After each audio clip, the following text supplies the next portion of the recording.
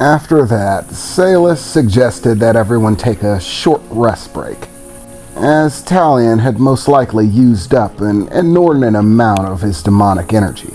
That, mixed with the training that he did earlier, meant that he probably needed a rest break. So everyone sat down to talk and have a meal, which had become commonplace for these little training sessions. His mother would prepare full meals for them, so that during their breaks they could eat. They were sitting down and having a reasonable conversation along with their meal, mostly discussing the training as usual.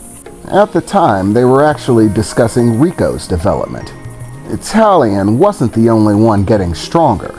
Rico had grown by leaps and bounds as well, now boasting more than 6 times the amount of demonic energy that she had when the training began. And her level of skill and ability in combat was drastically improving, mostly due to Talion challenging her. Even with the enhancement rods, she still had a lot of trouble dealing with it. And to be honest, Talion usually tended to take it fairly easy on her, not really striking with full force whenever he counterattacked. He didn't have any desire to hurt Rico, so he tried to be as measured as he could, trying to challenge her without hurting her, which was panning out to be fairly effective, as Rico had gotten a great deal stronger, and her creation magic was improving as well, now able to imbue more power into the claws that she created for combat, and even beginning to mix her flight in. They had found that so long as Rico was sufficiently fed, she could fly whenever she wanted. Thankfully, despite her increase in strength, her appetite hadn't grown. It seemed that the same level of energy was required to give her a full stomach, as always, regardless of the increase to her strength. And Rico was more than satisfied with it. They were actually in the midst of discussing trying to up the ante when it comes to Rico's abilities. Salus wanted to find out if ingesting an increased amount of Talion's demonic energy would result in the emergence of any more powers, when suddenly Salus got a very serious expression on his face, beginning to look off into the woods to the north of them. Salus? Is something wrong? Melody said. Someone's coming, Salus replied, still that serious expression on his face as he got up from the ground. I don't know who it is, but they're strong. I'd say on the higher end of mid-tier, somewhere in between a high-level demon and a mid-level demon, and there's more than one of them. What? Melody said. But they're here already? I don't understand. I thought you put up the barrier. I did, Salus replied. But as I said, the barrier doesn't stop them.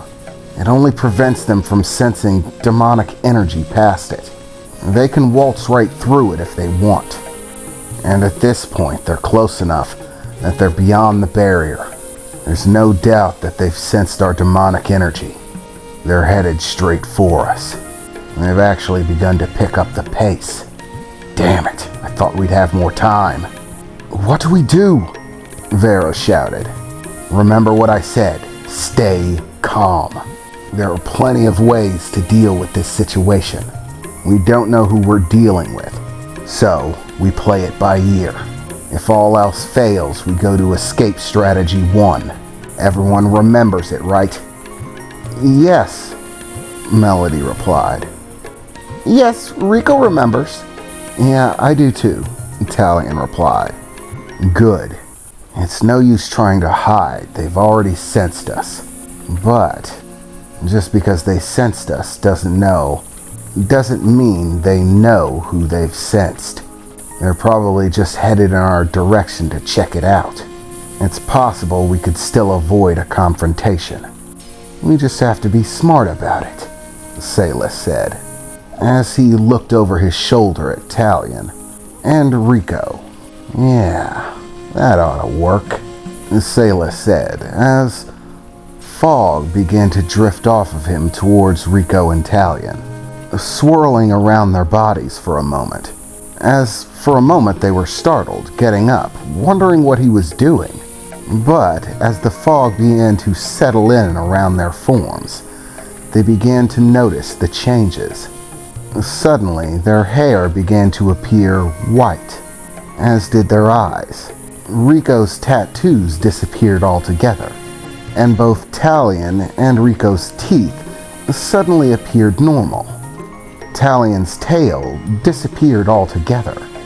He could still feel it, of course, but visually it was no longer there, invisible.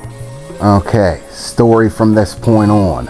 You guys are my family, my human wife, and 2 siren children. Rico, keep your mouth shut. Just because, well, you don't talk like the rest of us. There's no reason I'd teach my daughter to talk differently than my son. It would just blow the lie. So stay quiet. Pretend you're afraid. In fact, don't pretend. Be afraid. Rico kept her mouth shut and simply nodded. Melody, you're going to be playing the role of my wife. And Vera. Obviously, you're my wife's mother. So that shouldn't change at all. Everyone got their roles? Yes, they all replied unanimously as a group. At this point, they had gotten into the habit of following Salus's directions very quickly, without question. They had begun to trust his judgment a great deal, but still were worried. Vera was thinking that it would probably be a better idea to hide, but for the moment she was trusting Salus's judgment. As they began to hear voices on the other side of the clearing. Oh, would you shut the hell up? I'm hungry. I'm hungry.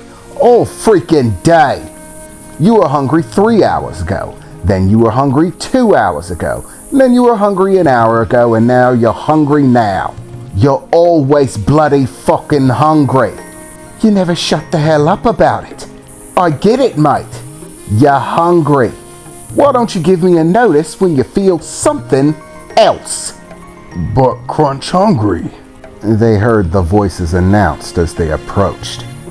Out of the woods came, walking at a brisk pace, 2 individuals. One thin and tall, very gangly in appearance, much thinner than any normal human being, probably about 6.5 foot, wearing purple and black armaments that meshed fairly well with his blue skin.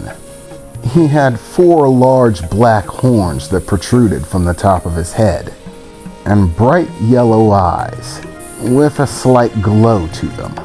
The individual with him was much larger, probably in the neighborhood of 10 to 11 foot tall. This individual was a mountain of muscle, jet black skin like coal, almost having an ashy exterior appearance to it, with what seemed like jagged black stones sticking out of his body in places. His clothes seemed disheveled, mostly tattered rags, covered in burns and slashes, tears and rips in different places. His jaws were massive, filled from each side with razor-sharp teeth, each one seeming a few inches long, at least 3, maybe 4, and he had countless of them. It was as if most of the bottom of his face was just a mouth, a gaping jaw with an endless number of teeth. It seemed hard to imagine him even being able to talk with all of that teeth. And his eyes were a milky white color. He didn't have pupil or iris. The whole thing was just white. As the two exited the woods into the clearing, they immediately gazed across the empty space to see Silas, standing there gazing right back.